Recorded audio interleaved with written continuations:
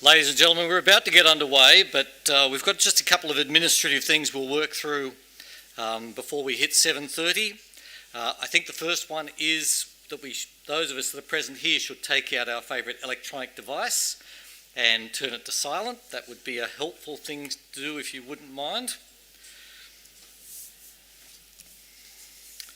And in terms of operational things, if you have some sort of emergency like a fire alarm, please head out that door to my left, which will be your right. And if you need the bathrooms, head out my right, your left.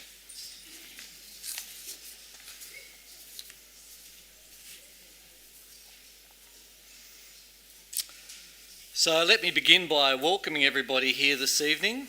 On behalf of the New College Lectures Trustees, the New College Board and our staff here, we have 182 young people living here in New College during this COVID-affected time, and we have 171 collegians living over at New College Postgraduate Village. We have approximately 7,000 alumni. So may I begin by warmly welcoming everyone who is here with us this evening. We live in strange times. This will be the first time that our lecturer has presented via teleconference. This was neither his wish nor ours, but perhaps it reflects reinvigorated the states' rights in our country to control their borders. Last year we had the Catholic and Anglican Archbishops presenting the New College Lectures in what was the 50th year here at New College and the 10th anniversary of New College Postgraduate Village. At that time, I encouraged people to pause for a moment and consider the ways in which issues of religion are presently interacting with Australian social policy and the law. In this year, this COVID year, our minds have been turned to the health and safety of those we love in a very, very focused way. And within our colleges here specifically, there are several young people who have lost close relatives in their families. But this evening, we pause again during this difficult year to go and return with focus on these important social and legal issues, and we're going to do that courtesy of our distinguished lecturer this evening. So those of us who are physically here, present at New College, and others who will be joining us via the Facebook live stream, and there will also be others who will hear a summary of this material presented on ABC Australia. And I'd like to acknowledge at the outset with thanks the very constructive conversations that I had with Mr. Andrew West earlier in the year. As we pause and consider the future of Australian society, it is also important that we pause and acknowledge the long history of the Bedegal people, who are the traditional custodians of this land. So on behalf of us all, we would like to pay our respects to their elders both past and present, and extend that respect to other Aboriginal and Torres Strait Islanders who are present with us here today.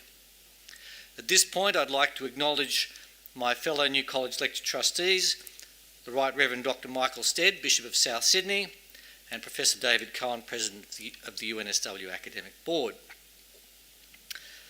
I'd like to acknowledge the distinguished guests who braved the COVID hazards to be physically present with us here this evening.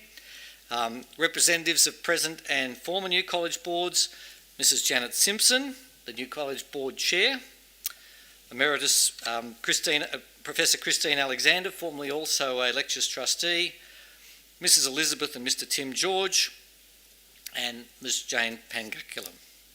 We have a number of distinguished academic visitors, Emeritus Professor David Black and Mrs. Ander Black, Dr. Russell Clark AM, Professor Gerald Fogarty, master of our arch rivals next door, Rain College, Dr.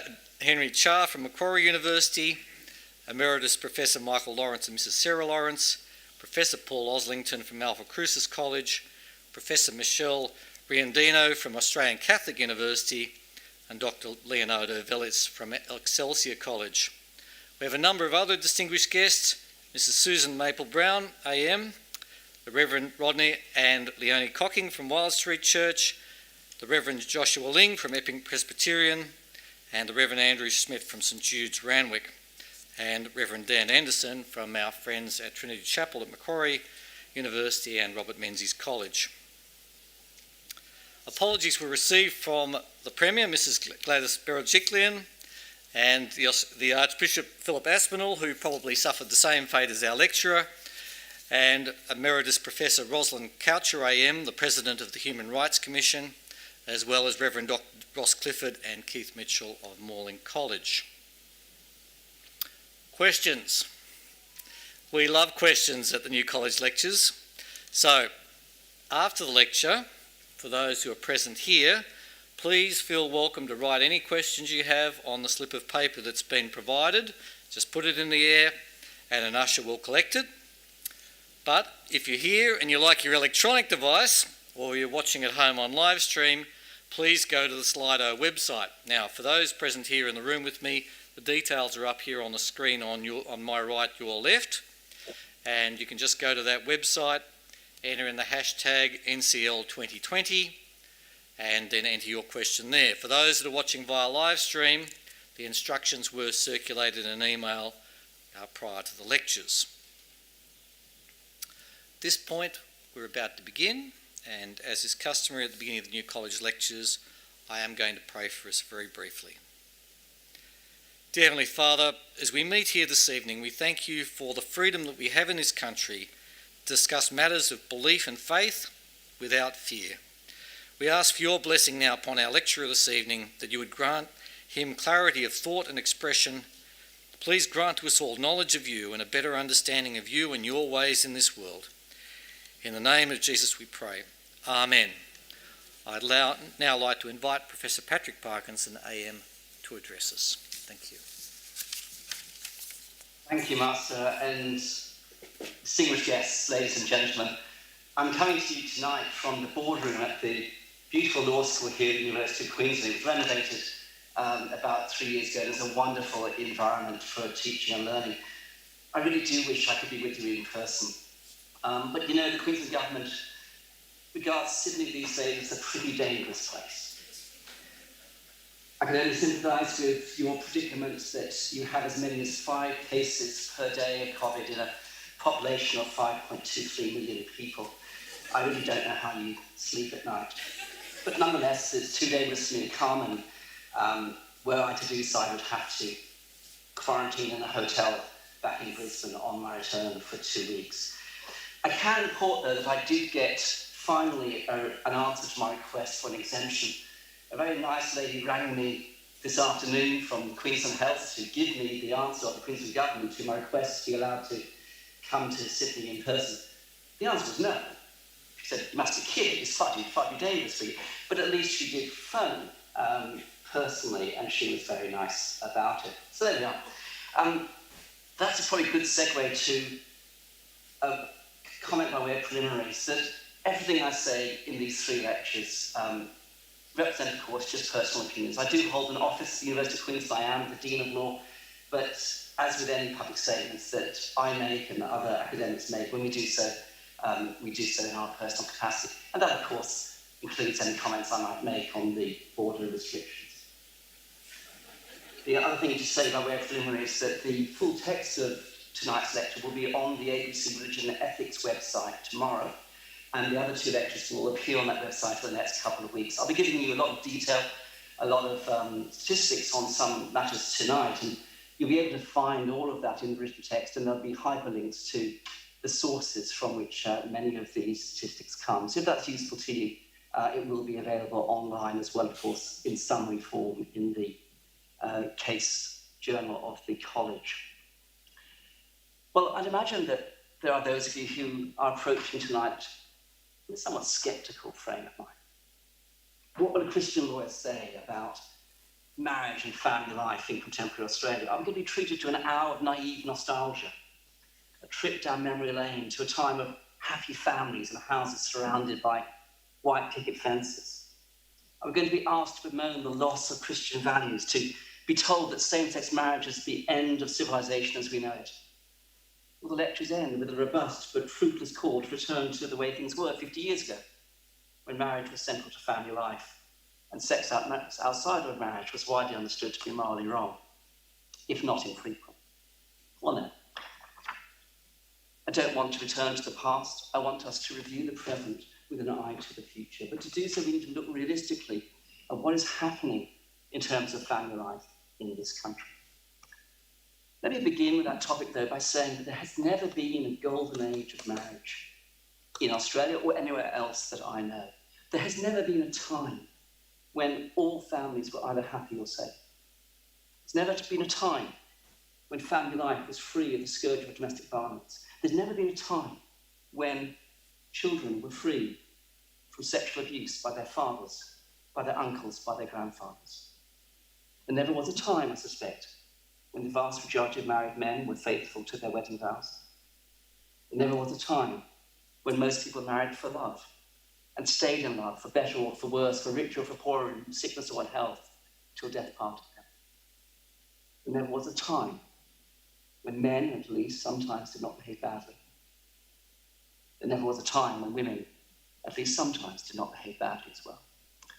We must never confuse the ideal of marriage with the facts on the ground, the warts and all experience of family life across society and down through the generations. I've spent 30 years in this field working in family law, working in child protection, dealing with these issues of family violence, of family breakdown, of child sexual abuse. It's grievous, difficult work, but it's part of the reality of families. Christian teaching has long emphasised that we are sinful people in need of a saviour. We are capable of great evil as well as great good. If you try to go through life under the illusion that people are basically good, you'll experience endless disappointment and betrayal. So no, there was never a golden age of marriage, and we should not romanticise the past. No white picket fences here. But if there was no golden age of marriage, there was at least a golden idea of marriage, and that derived from Christian teaching, from the teachings of Jesus. I think there's no better summary of that than in 3 sentences from the Gospel of Mark, chapter 10, verses 6 to 8. You'll see them on the screen. Jesus said, at the beginning of creation, God made them male and female. For this reason, a man will leave his father and mother and be united to his wife, and the two will become one flesh. So they are no longer two, but one. And in this, we see the critical order of marriage formation. A man must leave. He must cleave. He must join with his wife, and they must become one. And of course, the wife must do the same. She must leave her father and mother, be united to her husband, become one with him. And in this, there's a profound wisdom.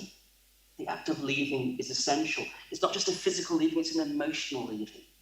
Men and women need to leave behind their family of origin, need to leave their parents and establish something new. And parents need to give their children up to the new family which has been formed in that marriage ceremony. The tradition of the father giving away the bride is symbolic of this important step of letting go, giving up. The mother too must give up, and I think maybe mothers sometimes find that harder.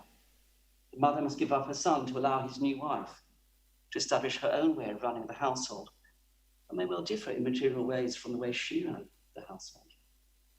From 2 different families of origin comes one new family, neither a replica of one nor of the other, just as the children to be born from that union will have their own individuality.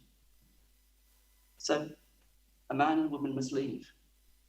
They must unite, and they become one entity. The two become one. No longer can either the husband or the wife think selfishly. No longer is it about his interests, his needs, his desires. It must just be as much be about her interests, her needs, her desires. He must love her as much as he loves himself, and she must love him in the same way. And that call to lose one's individual identity in the collectivity of the marriage is now utterly countercultural.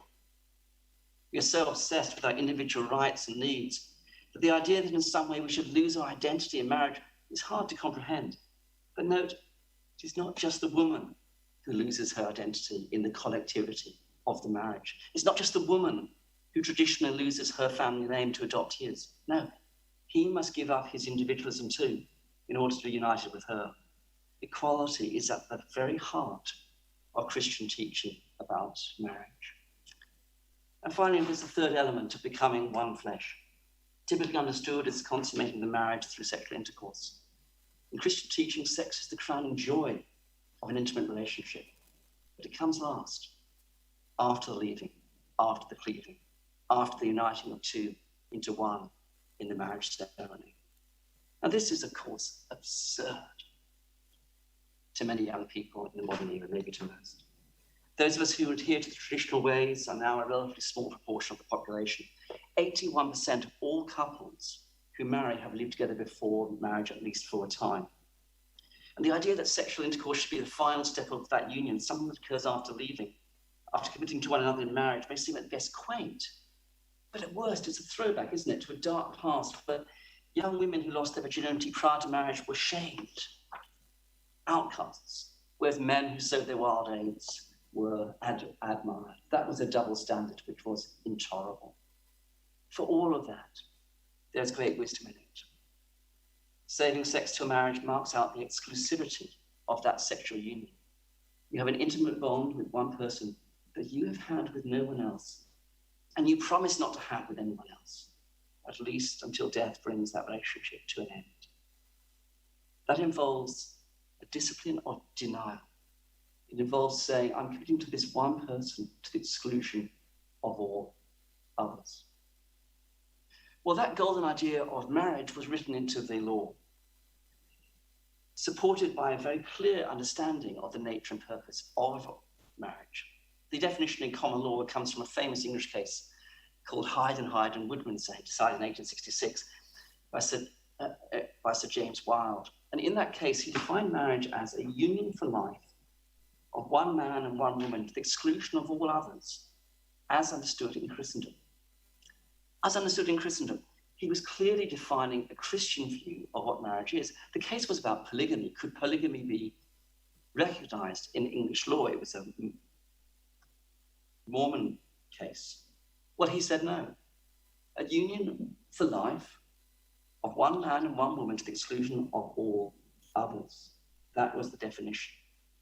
Christianity, he said, and therefore the law, rejected polygamy, but it also rejected divorce by the pronouncement of the talaq, or the get, or any other means by which men discarded women for whom they no longer had a use. Christian teaching on this is unique to the Christian faith. It's important to understand that that teaching about marriage went against the most primal instincts of men. Lifelong fidelity does not come easily. Maybe not to women either, but especially not to men. And it's critical for the well-being of women and children that men commit themselves to the support of their wives and the nurture of their children, long after the bloom of youth has faded, long after the first rush of young love has dissipated, through the hard times as well as the good times. This matters still. Yes, of course, women are more independent. Yes, of course, many more mothers are in the workforce. But did you know that almost all the increase in mothers' workforce participation over the last 30 years has been in part-time work? So yes, that helps, but it's not any substitute for having the father's income as well, supporting the children. Men provide less investment for their children when they're no longer in a relationship with the mother. That's the evidence all over the world.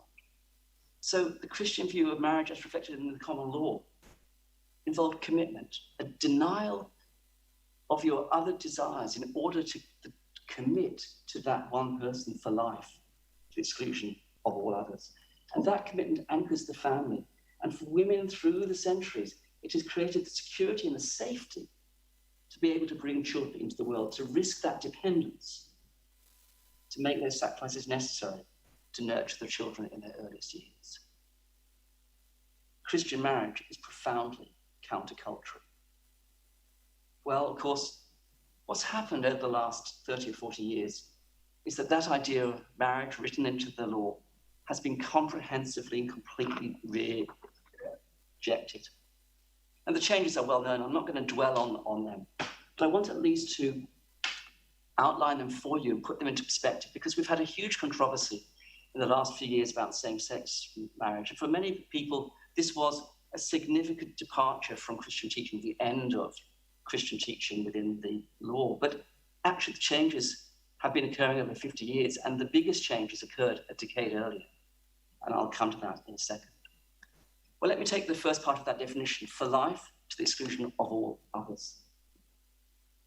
In 1975 in Australia, a little bit earlier in some other Western countries, we introduced no-fault divorce. We said that marriage was no longer a covenant of men and women for life, to the exclusion of all others, that we would be protected by the law. Before that, to get a divorce, you had to show fault. It was a remedy for a wrong. It was a breach of contract.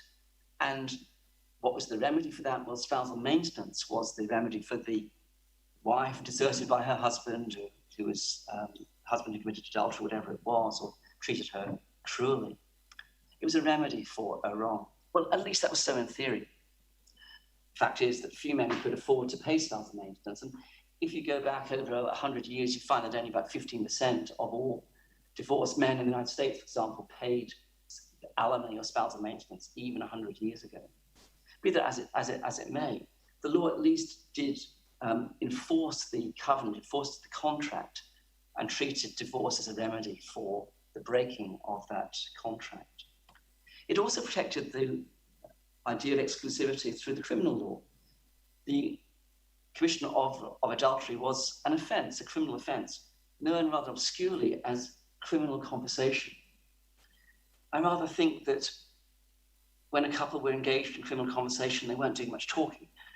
Be that as it may, that's what the law defined it as. And of course, that's all gone by the wayside now. So no-fault divorce, as we understand, in 1975 was the first stage of the unravelling of a Christian understanding of marriage in the law. And what it meant after that was that marriage rested purely on internal commitment. You stayed married as long as you wished to. It takes two to marry, but it takes only one person to end it now. You can be divorced, and many people are, without ever wishing that to happen. Well, let's move to the next part of the definition, a legal union. A legal union of a man and a woman for life. Well, that didn't change overnight. It changed gradually as the law came to recognize more and more de facto relationships in the law for various legal purposes. The first real change occurred in 1984 in New South Wales, which very gingerly, very carefully started to redefine de facto relationships to give limited legal recognition to de facto partners. And this was without any registration, just by the fact of living together as if they were husband and wife. Marriage, you see, has long been defined as a public commitment, a commitment you make before family and friends. It was not always so. It was not until the 13th century, in fact, that the Pope, it was Innocent III, insisted that for a wedding to be valid, for a marriage to be valid in canon law, the priest had to be a witness. The priest didn't consecrate the marriage as such. The priest was simply a witness to it. In fact, marriages back then had to be conducted outside the door of the church ad austeum ecclesiae. So if you think about a medieval English village or European village, the church is often in the center of the village. It marks one end of a public square, for example, and the wedding would take place at the door of the church, visible to everybody in the presence of the priest. Why a priest? Because the priest was to be a witness of the fact that the marriage had taken place. It had so many legal effects in canon law, and Pope Innocent required other witnesses to be there as well. But it was not until 1563, with the decree Tametsi of the Council of Trent, that the Catholic Church, by then after the beginnings of the Reformation, insisted that marriage was a sacrament and that marriage was not valid unless consecrated by a priest. Protestant churches developed their own version of that, and now it's fairly universal. There'd be some sort of ceremony with family and friends in which the minister, the priest, pronounces you as husband and wife. It was not always so. But what's happened over time is that without any such commitment, without any such covenant, without any such public ceremony of any kind, de facto relationships have been treated as if they were marriages. As I say, it began slowly with limited reform in New South Wales, but what happened over the subsequent 20 years or so is that each state and territory began to reform its laws. And with each development, whether it was in Victoria or South Australia or Western Australia, each state which passed laws on this subject made them look more and more like the Family Law Act, more like marriage. And wherever in legislation the word marriage appeared, there would be inserted the words or de facto. Wherever in legislation the word spouse appeared, there would be the words or de facto. Wherever in the legislation referred to a husband, it would say or de facto, a wife or de facto. You see how over time, marriage and cohabitation became exactly the same, had exactly the same legal effects. And that revolution in Australian law was completed by 2008 with a federal law on the subject in that year. The consequence was that at least by 2008, and in fact, a long time earlier than that, there was no difference in Australian law between being married and living together in a de facto relationship, at least once you've been together for 2 years. And that included same-sex couples as well. It started off talking about heterosexual de facto relationships, and then gradually law was amended again to include same-sex couples as well. So long before 2017, long before same-sex marriage was passed, same-sex couples, at least once they've been together for at least 2 years, and of course heterosexual couples living in de facto relationships had exactly the same rights and obligations as a married couple does. The message of the law then was that marriage didn't matter. Well, how does that play out in practice? Let's imagine a couple called Alex and Chris. I've chosen names that are a bit gender neutral. It could be a heterosexual couple, it could be a same-sex couple, doesn't matter. Let's assume they live in Melbourne. You may have heard that there's not much to do in Melbourne at the moment. Locked in. Alex and Chris have watched every program on Netflix that they can find that they want to watch. And so, forced to talk to each other with nothing else to do, they begin to turn to the future of their relationship. Alex says she'd quite like to get married. But Chris is not so sure. Why get married? Why does a piece of paper matter? And so they do what a young couple would do. They go on the internet. They search all the options for formalizing their relationship. They could marry, of course. They could choose a religious wedding, as long as they can find a minister of religion who's prepared to marry them. There's some nice old churches in Melbourne, medieval stone look, very, very charming, very quaint. Or if they want something just secular, and 80% of all marriages in Australia now with a secular private celebrant or through a registry office, they could purchase the services of a private celebrant. They could go to a registry office and get married there. Well, how do you find a registry office? Go on the website of the Victorian Marriage Registry. There you'll find it promises elegant civil marriage ceremonies for couples seeking an intimate and simple wedding in an old heritage-listed building in the city. So those are the options: a religious ceremony, a private marriage celebrant, a registry office, or they could simply register their relationship. In 5 states in Australia, including, of course, Victoria, you can register your relationship without actually getting married. Now, you may wonder, what's the difference?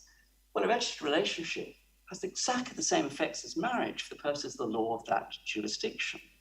So how's it different from getting married in a registry office? It's the same registry office after all.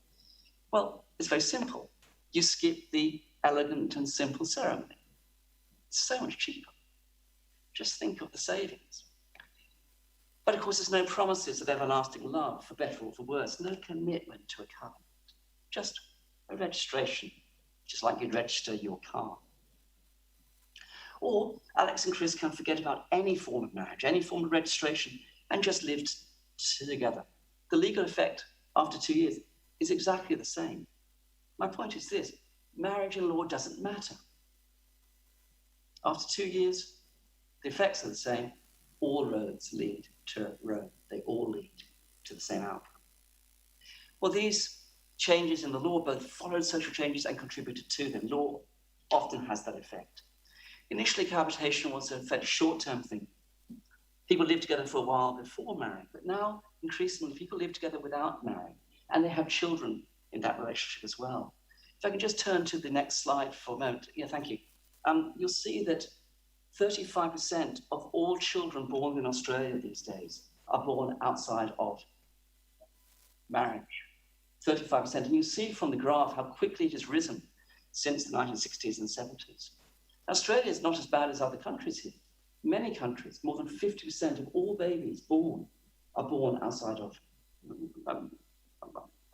marriage. That's so in many countries in Northern Europe. In Iceland, Estonia, it's 60% of all babies born are born outside of marriage. And in Australia, marriage has declined sharply as the basis of family formation. In 2017, Australia had the lowest number of marriages per thousand population ever recorded. It was less than half the number who married in 1970. So this decision to equate marriage and cohabitation, to say that de facto relationships are the same as marriage, has contributed to decline the numbers of people who are bothering to marry at all. So finally, we come to the controversies of the last few years, same-sex marriage. And I want to be clear that there's no point going back to this debate. It's done and dusted now. It was seen as a great blow to the Christian understanding of marriage, but also the marriage as understood in other great Abrahamic religions as well. Yet one point I want to make is this. For the most part, the battle over marriage equality was about equality, not about marriage. For some, the marriage was really important, but for the most part, I think it was not. You see, going back a couple of decades, there was a big argument in the same-sex attracted community about whether they should pursue the option of legalizing same-sex marriage at all. In the late 1990s, I spent most of my career at the University of Sydney, and in the late 1990s, we hosted a visiting professor from Scotland, a wonderful man from the University of Strathclyde. And he gave a staff seminar entitled, "Marriage is for Heterosexuals. May the rest of us be saved from it." Well, over time, that position shifted.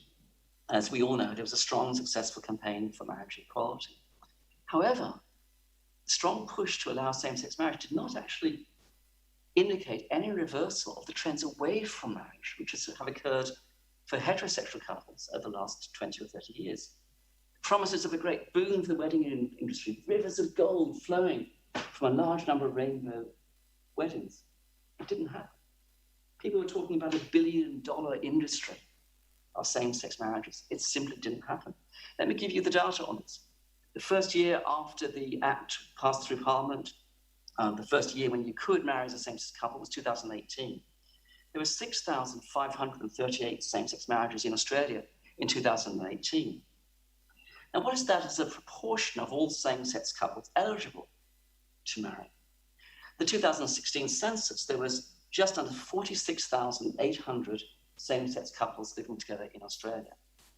Now, of those 46,800, 3,142 had actually been married overseas, so they couldn't marry again. Their marriage was validated in Australian law by the 2017 Act. So that leaves around 43,500 same-sex couples who were eligible to marry in 2018. How many did so? About 15%. Only 15% of same-sex couples who were eligible to marry in 2018 actually did so. 85% did not. Now, is this just a delay? Will they catch up, as it were? Well, possibly. We don't have any data nationally for 2019 yet. Queensland data suggests that maybe there has been some sort of delay effect. There were 1,292 same-sex couples got married in Queensland in 2018. There were 1,031 same-sex couples married in 2019. That's about 80% of the rate in 2018. But by the first quarter of 2020, before the pandemic shutdown affected us all, the numbers had flowed down to a trickle. Only 174 same-sex couples wed in Queensland in the first quarter of 2020. And that was only less than 4.5% of all the weddings in that quarter. And that's typical of overseas trends as well. People wanted the right to marry, but didn't necessarily want marriage itself. Some did. My good friend Tim Wilson, who memorably proposed to his partner on the floor of Parliament after the vote was passed. Tim wanted to marry. It was very important to him. We had long conversations about this subject, But as I say, 85% in 2018 chose not to. Well, that's all I want to say on that controversial subject. I want to turn now to the impact of all of this. Is there a downside? You see, many still believe that the sexual revolution, no-fault divorce, and all the other changes we've talked about are a great liberation. Marriage has been given a bad press in the progressive movement. It's associated with patriarchy, traditional division of roles between men and women. For many, the demise of heterosexual marriage, at least, is a wholly good thing. However, there are many downsides to the shift away from marriage as the foundation for family life in Australia. To put this into context, there's widespread agreement among experts that children do best in safe, stable, and nurturing families. Now, I don't need to elaborate on this, of course. Children need a safe environment. And that's not just protection from abuse and neglect, but also protection from exposure to family violence. Just witnessing or being aware of violence perpetrated against your mother can be terribly traumatizing for kids. And we need to do everything we can to help kids to feel safe. Stability, as we all know, is also very important for children. Stability of place is not nearly as important as stability of relationship. And therefore, predictability and consistency in relationships is what matters most to kids. And the breakdown of a parent's relationship is a primary source of instability in children's lives. I hardly need to elaborate on that. If parents break up, family routines are disrupted, changes typically occur across a lot of different domains. Where children live, where they go to school, the relationship with the parent who no longer lives full-time with them, levels of financial stress, and then new partners for mum, new partners for dad. There's a whole raft of changes which unsettle children's lives. And all the research shows that parental separation is an important factor to address in terms of the life chances of children. It really does affect children. Not all, not equally seriously, but across the society it does have significant effects. So safety is vital, stability is really important, and of course nurturing. Children need a nurturing family. Research indicates that children do best with a parental style which is authoritative. And what that means is that it is neither authoritarian nor permissive. It combines boundary setting with emotional closeness. But the tragedy of the erosion of marriage that we've talked about, that it has meant that far fewer children than a generation ago grow up in safe, stable, and nurturing families. Let me take stability first. If I can move to the next slide, please. I want to show you some data from a study of more than 12,500 people. One of the things they were asked was about their family histories. And out of that data set, the researchers who are presented here, David DeVoe and Matthew Gray, were able to look at the separation experiences of cohorts of babies, of children who were born from World War II onwards. And if you look at the top of that graph there, you'll see that the children born between 1946 and 1955, at the age of 15 years old, 8.9%, nearly 9% had experienced their parents living separately and apart. 2.6% were born into sole parent families, single mother families, and the others, their parents separated sometime between the time of their birth and the time they reached the age of 15. And you'll see in the subsequent cohorts, the 1956 to 62 and so on and so forth, how those numbers rise. They rise for those who experience parental separation, they rise for those who experience being born into a single mother family. And when we look at the bottom row there, those who were born between 1981 and 1985, nearly 25% had experienced their parents living apart by the time they were 15 years old. Well, 1981 to 85, those are people now in their mid-30s to 40. What's the figure now? Well, the latest data we have is from 2015. And what it shows is that 40% of all children in Australia will experience their parents living apart by the time they're 17 years old. 40%, up from 25% of those who were born between 1981 and 1985. In Other words, in less than 20 years, there's been a 60% increase in the number of children who would experience their parents living separately and apart by the time they reach the age of 17. A 60% increase in less than 2 decades. How is this so? Well, you may say, divorce. Divorce is the problem. Well, actually, it's not. It's not. Divorce rates have declined over the last 20 or 30 years. To give you some figures, in 1998, there were 2.7 divorces per 1,000 people in Australia. In 2018, there were 2 divorces per 1,000 people in Australia, so it's declined significantly. Well, that may sound like good news. It's not really, because we're talking about per 1,000 population, and because so many fewer people marry, so therefore fewer people divorce. If you have a decline in marriage rates, then 10 years later to 15 years later, you have a decline in divorce rates per 1,000 people as well. Nonetheless, the general view amongst experts is that the divorce rates are at the very least stable across 2 or 3 decades. That's good news. So why has there been a 60% increase in less than 2 decades, the number of children who experience their parents living apart by the age of 17? There are 2 reasons why. The first one is this, that the numbers of children born into single mother households has doubled in less than 2 decades. The data we have is, the most recent data we have is from 2005. We've got no data since then. But in 2005, 13% of all babies born in Australia were born to homes without a father in the home, born into single mother households.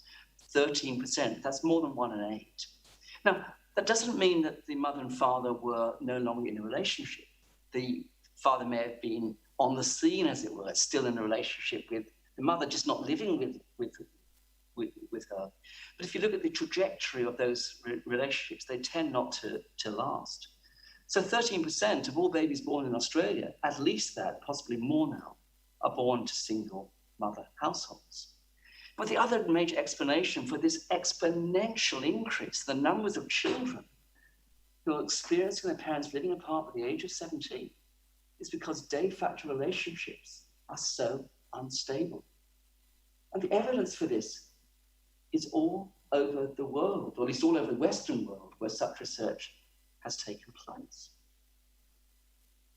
Australian research shows that the odds of a de facto couple with children breaking up is more than 7 times as high as those who had lived together, who had not lived together before marriage first. The odds of a de facto couple with children breaking up is 7 times as high as those who had not lived together before marriage. Now you may say, well, hold on a minute. That's no surprise. Remember that 81% of people live together before marriage. So we're talking about 19% of the population these days who don't live together before marriage. And we're a quirky lot. We're the religious lot. We're the ones who have conservative values. So no wonder there's a difference, you may say. But here's the more revealing statistic. Of those who lived together with children but did not marry, the rates of breakup were 4 times as high as those who began living together but went on to marry subsequently. You see, what I'm saying, and what the data is saying, is that marriage matters. Marriage is a profoundly stabilizing influence on relationships. And this is consistent with the overseas evidence. I could quote you any number of studies, but just 2 very large and very robust studies. There's the data from the Fragile Family Studies in the United States. It was a study of families in 20 cities in low socioeconomic groups. And what they found was that parental separation by the time the child was 3 was 5 times greater for children born to cohabiting than married parents. 5 times greater. Now, there may be reasons for that. Differences in financial well-being, differences in family characteristics, differences in education, differences in ethnicity, all those sorts of things, yes. But good researchers will control for those variables. We call them confounding variables, and there are ways statistically of controlling for those sorts of factors.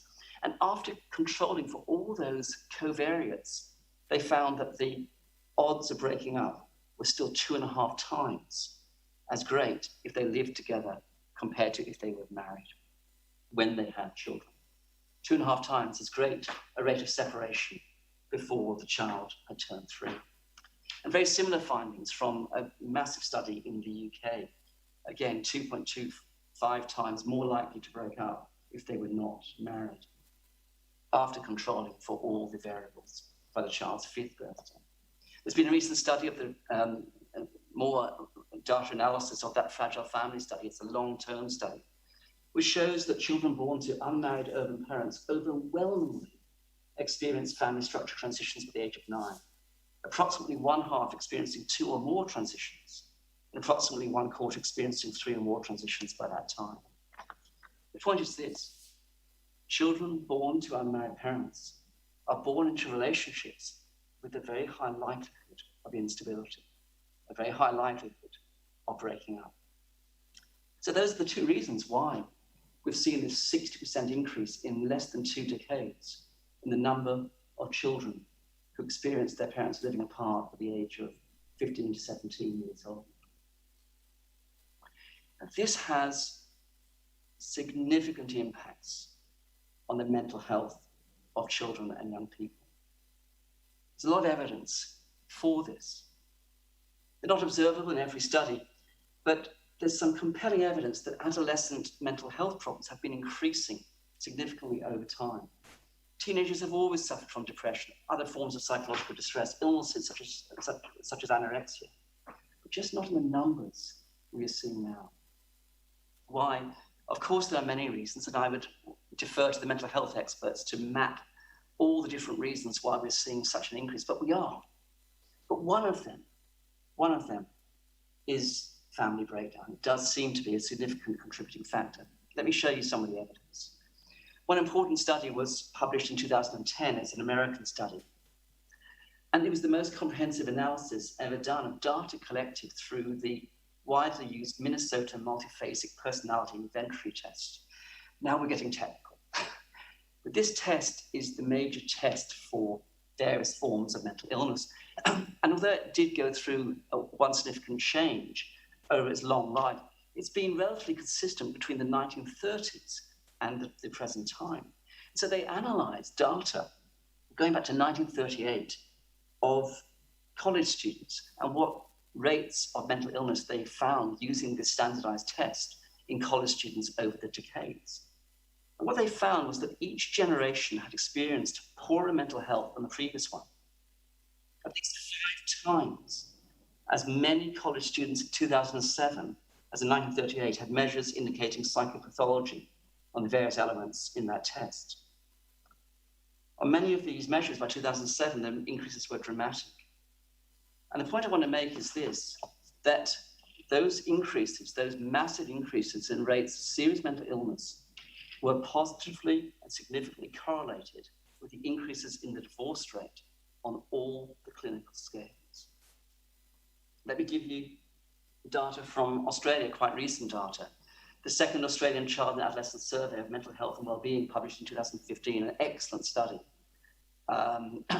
Interviews, surveys of parents in over 6,000 households, and separately, data from nearly 3,000 young people aged 11 to 17.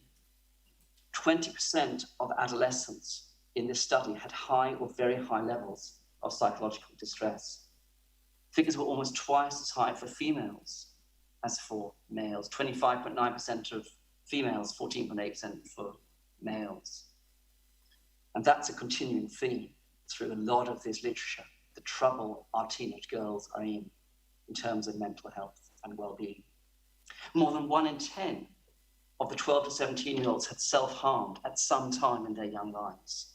Self-harm was roughly twice as high for females as for males. Females aged 16 to 17 years old, 16 to 17-year-old girls had the highest rates of self-harm. Nearly 17% of all 16 to 17-year-old girls had harmed themselves in the previous 12 months. And of course, those figures are reflected in the proportion that considers suicide. Now, in terms of formal diagnosis of mental illness, the figures are different, unfortunately lower. 14% of children and young people aged 4 to 17, according to the parents' reports, had a diagnosed mental disorder in the previous 12 months, with especially high rates amongst male children in that study.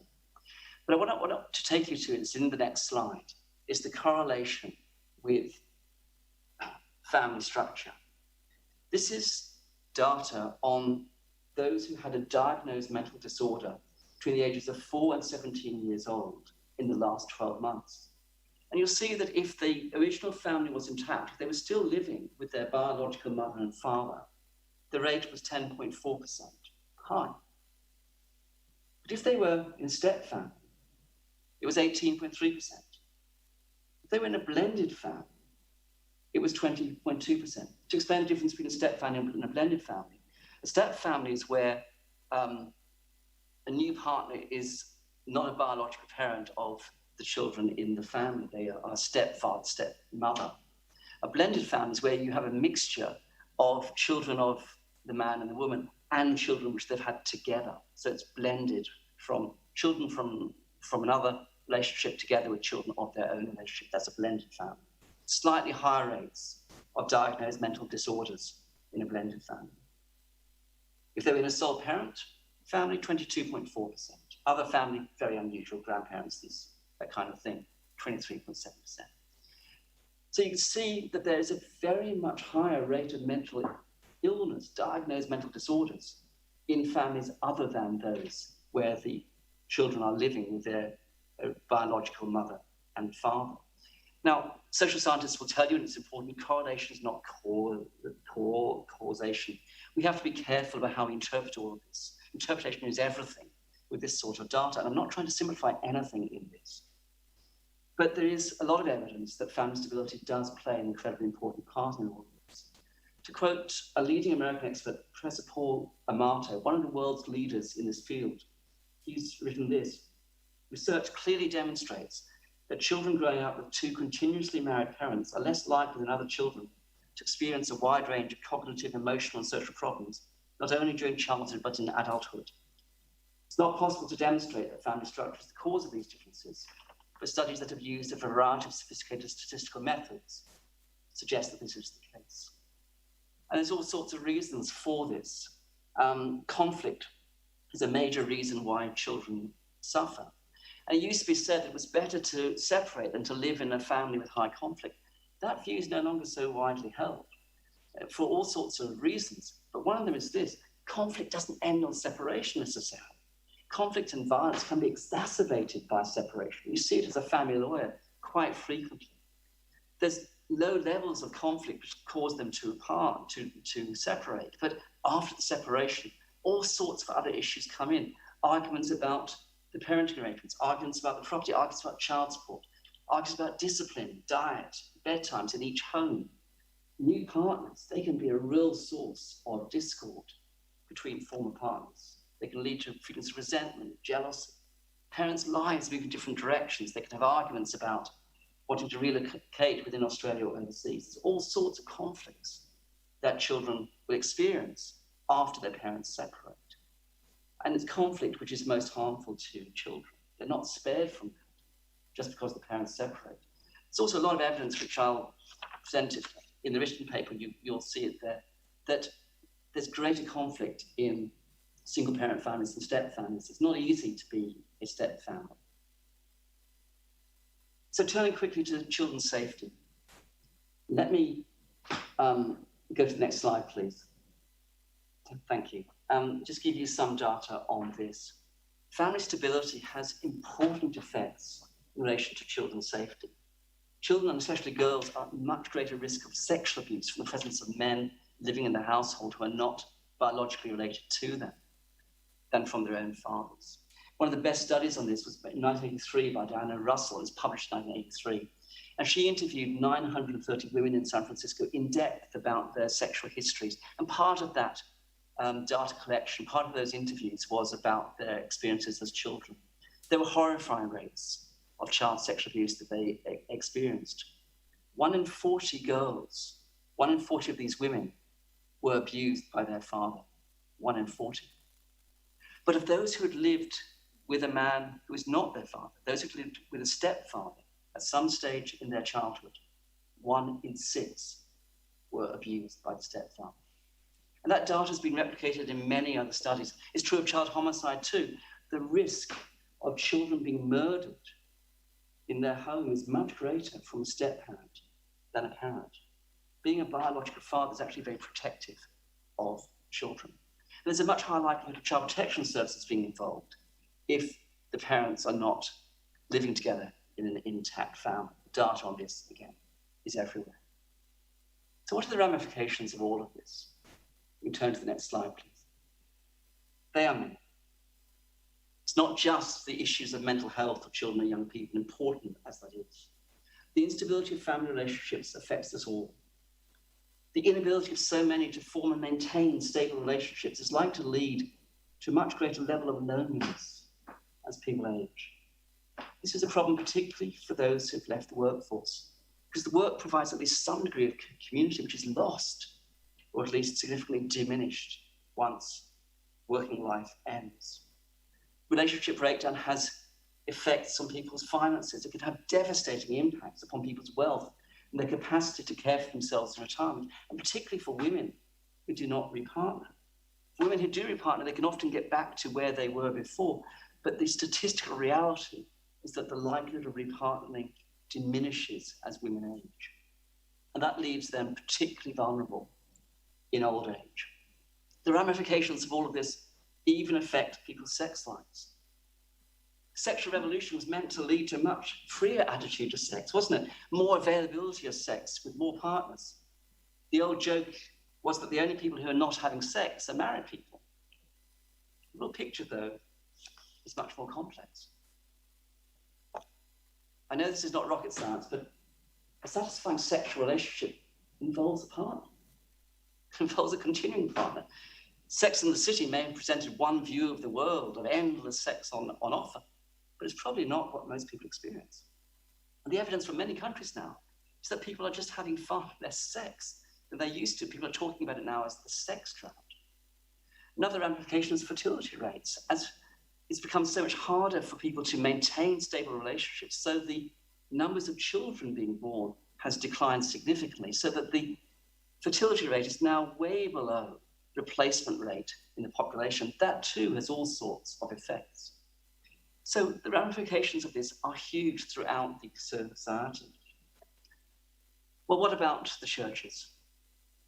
I wish I could say that these trends in Western society are merely secular trends, that the churches are unaffected by them. We all know that isn't true. It's not true of my life. It's not true of my present wife's life. Both of us have experienced marriage breakdown. We would say that for neither of our case was this our own choice. But we've experienced it. We've experienced all the difficulties of the two becoming one, two families becoming one, the joys and struggles of being a step-parent. That's a discussion for another day. We could write the long and difficult history of how we struggled as a step family as in the first 3 years or so. It's true for me. Evidence from the United States suggests that the rates of marriage breakdown are not much lower in the Christian community than in those who do not profess the faith.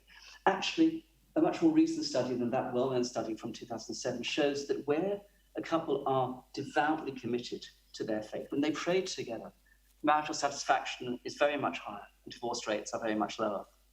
And I will return to this in lecture 3 on Thursday night. If you can't come on tomorrow night, at least try to listen in on Thursday night if you could, because we'll be picking up a lot of these things on Thursday. The point is we cannot be at all complacent. What happens in secular society affects the church as well. And we have to make a real effort in the churches to promote safe, stable, and nurturing families. So by way of summary, what's happened is we are living in a society which has completely abandoned, or almost completely abandoned, Christian teaching on marriage. None of the elements which I described to you in Sir James Wilde's definition of common law in 1866 now survive. They've all been eroded over the last 45 years with profound effects on Australian society and very similar patterns in other countries as well. And while there are those who present this as a great liberation, The reality is we've sown the wind, and we are now reaping the whirlwind. Notwithstanding all the other problems that are important and which attract attention, climate change, racial injustice, the problem of family instability is, in my view at least, one of the greatest challenges of our time. Thank you.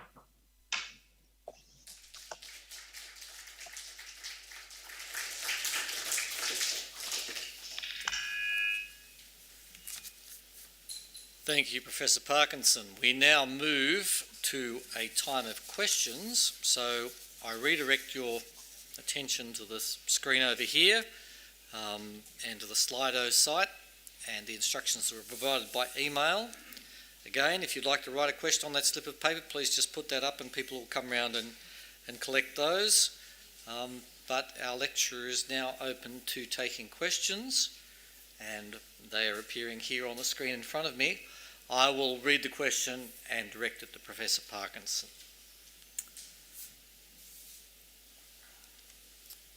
First question is as follows. Your talk focused on the need for a safe environment for children to be raised in. An Australian review, Dempsey 2013, concluded that children of same-sex parented families do as well emotionally, socially and educationally as those in opposite-sex partnered families. What are your thoughts on this? Well, thank you for the question. It's funny how quickly discussion of family life turns to same-sex relationships, isn't it? Just to put it into perspective, though, of all couples in Australia, less than 1% are same-sex couples. It's actually 0.9%. According to the last census in 2016. That's an increase. If you go back 10, 15 years, you'll find the figures were around 0.6% of all couples are in same-sex relationships. The growth has been mainly amongst young people.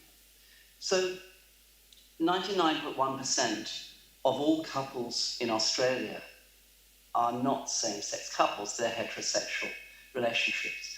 And of course, a great many same-sex couples don't have children. It's very hard for gay men to be able to raise children. There's only really surrogacy, fostering and adoption as possibilities to have children as gay men. So it tends to be lesbian couples who will have children. And yes, they do well.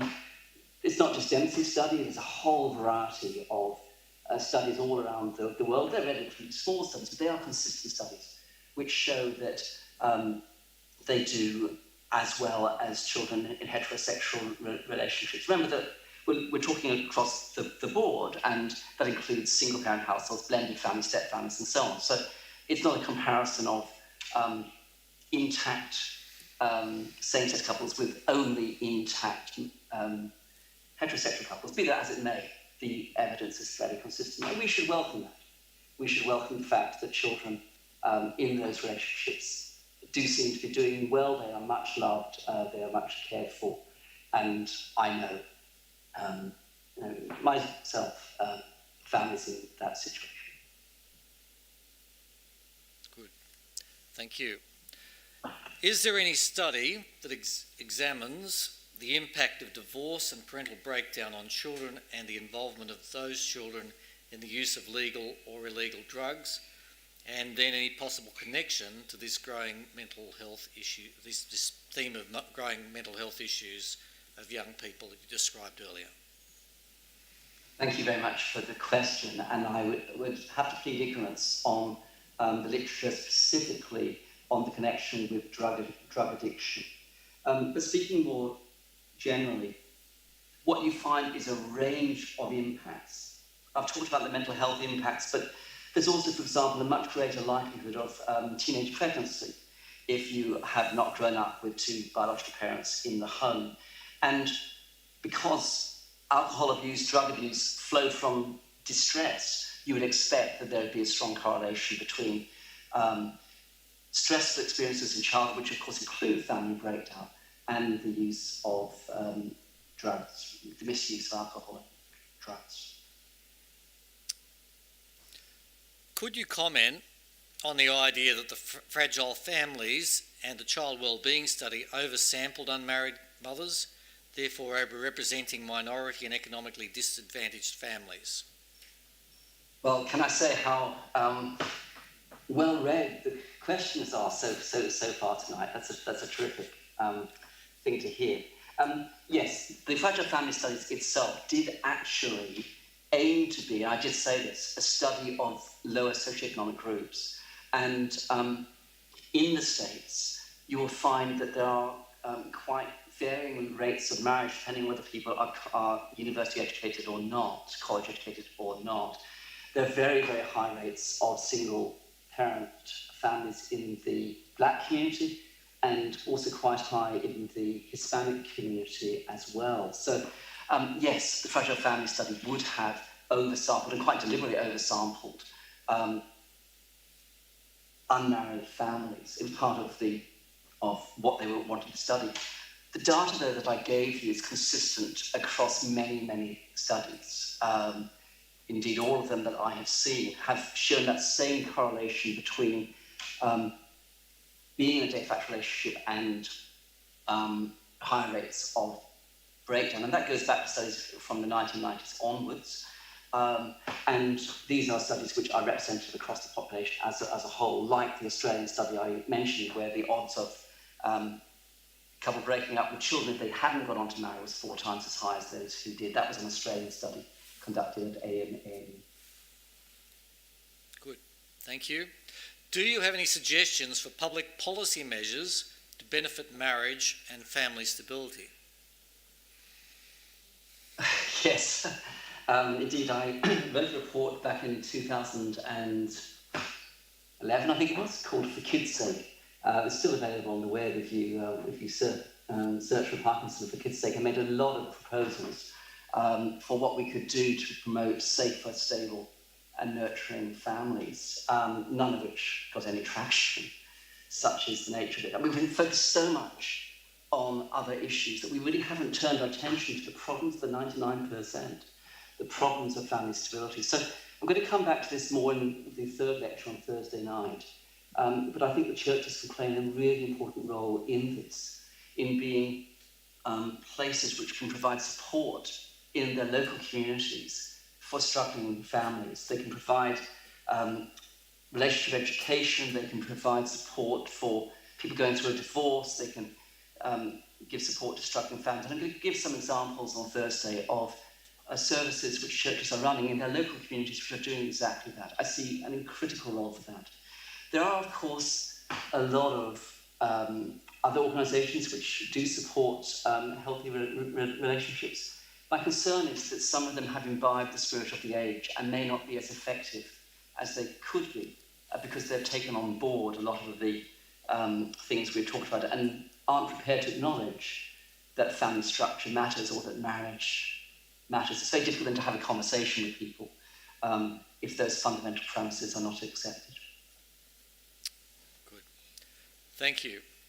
Given the prevalence of and acceptance of de facto relationships, let alone the legal status issues, why do people, apart from those of particular religious persuasions, bother to marry in Australia today? Well, you may well ask, and my prediction is that they will do so in increasing numbers. You may have heard me say that in 2017 we had the lowest marriage rate on record. It rose very, very slightly in 2018, but only because of those 6,500 same-sex marriages which took place in 2018. Otherwise, it would have been even lower in 2018. I expect those trends to continue. And I expect that over time, that marriage, as we have known it for the last 100, 200 years or so, will cease to be relevant to most people in Australia, except for those who have a faith. I expect that the decline will be more and more rapid over the next 50 years. I see nothing, in other words, which is going to turn this around unless there's a revival of faith. Thank you. Your talk focused on nuclear families. Michael Schulter of the Jubilee Centre in Cambridge says that the Bible extends its definition of family to include the extended family rather than just the nuclear family. How much should Christians think about their cousins, uncles, aunties and so on as being part of their family unit? Oh, thank you for the question. It's a really important point. It's not just Michael Schulter, whose work is wonderful on this issue and on relationships generally. David Brooks wrote a fascinating article in The Atlantic, I think it was, earlier, or about a year ago, on the importance of the extended family. And extended family does play a critical role in supporting safe, stable, and nurturing families. The role of the grandmother in helping a young mum, a young couple out with young children, it's so important. And maybe as we grow older, we learn to value that extended family more and more. Certainly in the pandemic, I've spent more time with my family in England than I have done in the last 20 years, because we've been together on Zoom, not necessarily including cousins, but once or twice, yes, we have. So yes, that was a long way of saying I just absolutely endorse what Michael Schulter was saying. All families are important. We tend to have a close relationship with our family of origin, our nuclear family of origin, and our current nuclear family than we do with more extended families. So that varies an enormous amount from one family to the next and from one culture to the next. Thank you. Some of your slides seem to suggest that being married, compared to having a de facto union, causes you to be less likely to break up. Amongst de facto couples, could the rate of deciding to marry correlate with the health of the relationship?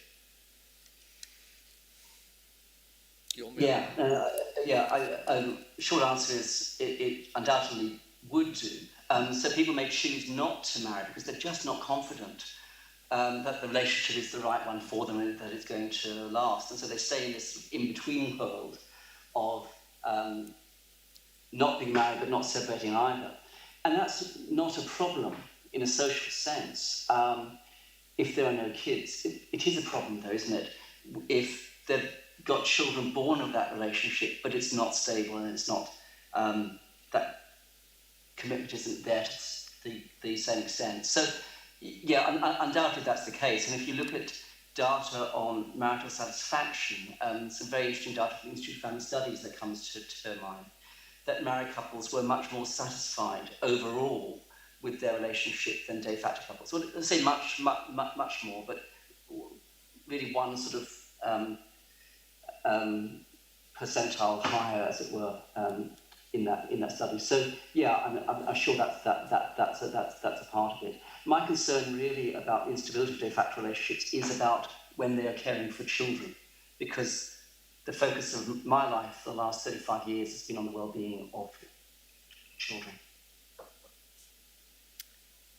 Thank you for frankly stating some of the negative statistics about children of divorce. As a reluctantly divorced father of 6, I'd be interested in any recommendations you may have on credible sources for how parents can do their best in that situation.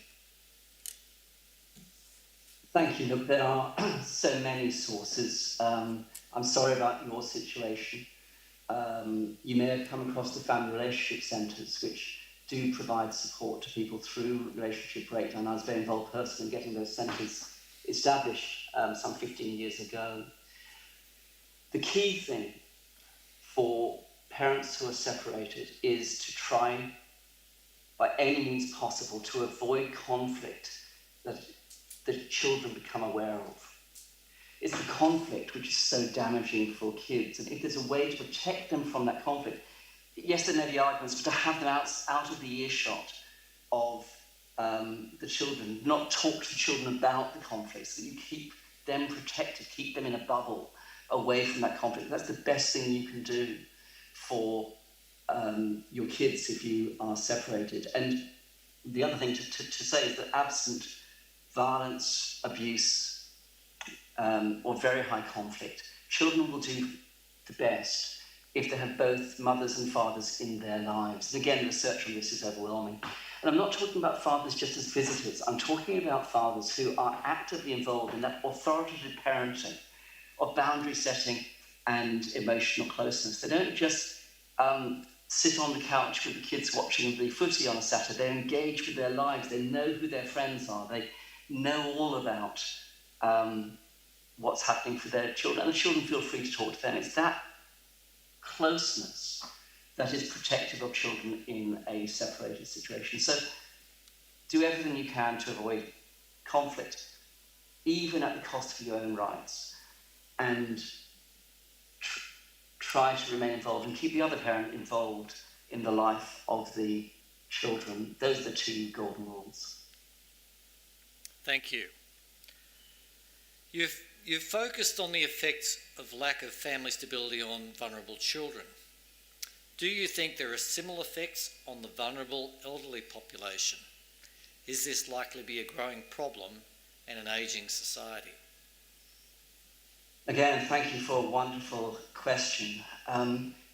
Yes, the impacts are considerable. And let me try to unpack them a little bit for you. Elderly parents will depend to a very significant extent on their children, at least that is very commonly the case. The older they get, the more they need levels of support. And if their daughter has gone through a divorce, for example, in her mid-30s, late 30s, 40s, when the parents are getting older, she's just got so much less capacity to be able to support her parents. She's looking after her kids. She's trying to cope with the financial costs of relationship breakdown. She may have been in a part-time job, is trying to go back to a full-time job. She's looking at trying to repartner very often. And so she's thinking about her future relational life with somebody else. There's all these pressures, all these demands, all these things which will take her away from her capacity to look after her elderly parents. But worse, it does tend to be women who do the caring. And so if it's her former husband's elderly parents, if they'd remained intact as a couple, she would have been, in all probability, doing a lot of the caring for his parents as well. But that obligation is likely to cease, isn't it, once the relationship is broken up. So that's just beginning to unpack some of the impacts for vulnerable elderly people. But the other thing is, of course, as I explained, there's just so much less money available, and that can affect the capacity to provide for services for your elderly parents as well, because divorce creates a financial train wreck for people. You've had one house, you now go into two households. You've got 2 lots of rent, 2 mortgages, 2 fridges, 2 cars, 2 sofas, 2 Xboxes. You know, the income remains the same, but the needs can almost double. So those are some of the reasons why the ramifications of family stability affect everybody, including the elderly. Thank you. We've been peppering our lecturer with questions for about 20 minutes now, so I'm going to finish with 2, if you don't mind. Do you believe that contraception has played a role in the breakdown of the nuclear family, or the change of emphasis in what marriage is and what point it serves? I doubt it. Let me say I'm not a Catholic, and concerns about contraception are particularly held in our brothers and sisters who are Catholics. Contraception played a very big role in the sexual revolution, of course, from the 1960s onwards. It has also greatly undermined the exclusivity of the sexual partnership, because far more people have had multiple sexual relationships before they marry, and therefore that partnership, that two becoming one flesh, is not nearly as special as it would have been for those who've not had a partner before. So in that sense, yes, contraception has played a really critical role, hasn't it, in the sexual revolution and the availability of multiple partners. I suppose it's also played some sort of role also in extramarital relationships. If you don't have a serious fear of getting pregnant, then it may be much safer to have a relationship with a married man and for a married man to have a relationship with you than if contraception were not available. I think those are the connecting points, but I wouldn't want to draw a bigger story out of this than that in terms of family stability. Thank you. This is a rather provocative question to finish on, but I will put it nonetheless. Russell showed girls that didn't have both natural parents living with them was 8 times more likely to be sexually abused. All abuse type risks were increased by 35 times. Can you say that not living with both natural parents is the cause of child abuse? No, no, absolutely can't. I mean, it's no surprise, did not remember that data from Russell's study, but it's no surprise that where there's not 2 biological parents, the rates of abuse are very much higher. Just does it cause it? No. But there's something very protective about being a father, isn't there? Very protective of your own children. And there's not that same bond necessarily if you're a stepfather, or indeed an uncle or a grandfather. And that's where what the research shows is that men who do not have a biological connection, are not biologically the parents of a child, are just much more likely to abuse girls in particular than their own fathers. And of course that translates into extra familial relationships as well. A lot of abuse is by non-family members. So all that data is pretty consistent across a very large number of studies. Thank you, Professor Parkinson. I'd now like to call on Professor David Cohen, President of the UNSW Academic Board, to deliver a vote of thanks. Thanks, David.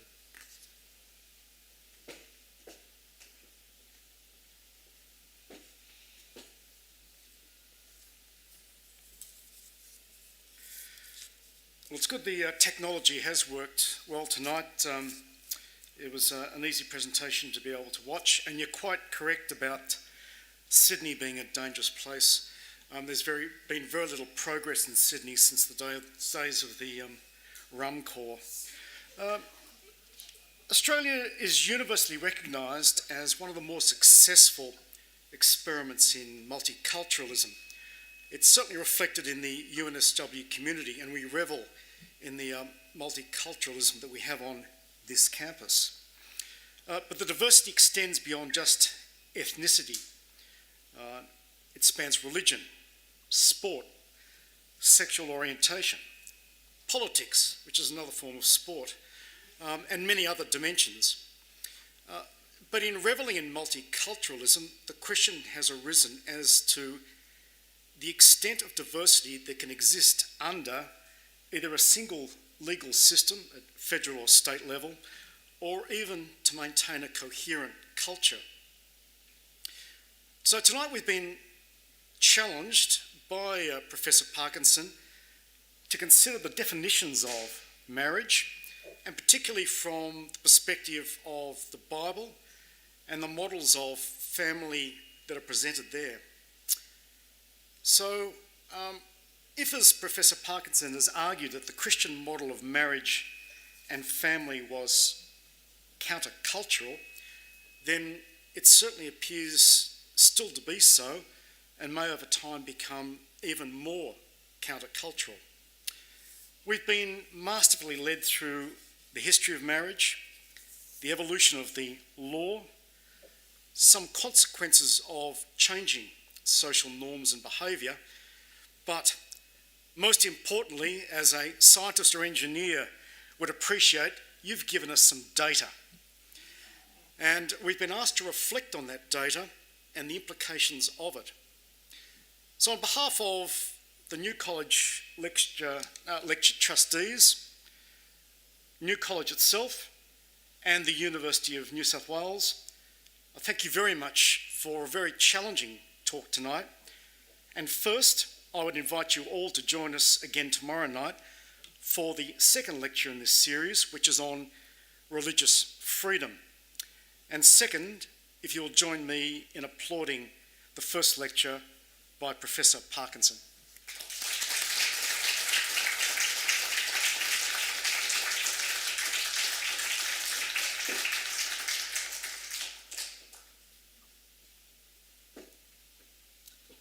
Thank you, David. And at this point, I think we're going to say good night to Professor Parkinson and let him go about the rest of his evening, and we'll see him tomorrow night. Thank you.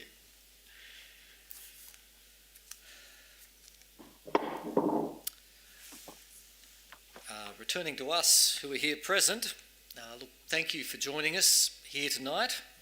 Refreshments will be served shortly to those who are present here in college. Sadly, we're not able to provide the same service to those that have joined us via live stream.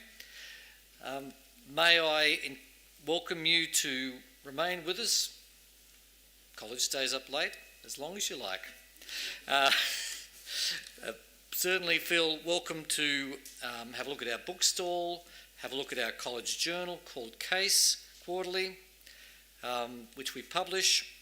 We endeavour to make these issues accessible for university undergraduate students.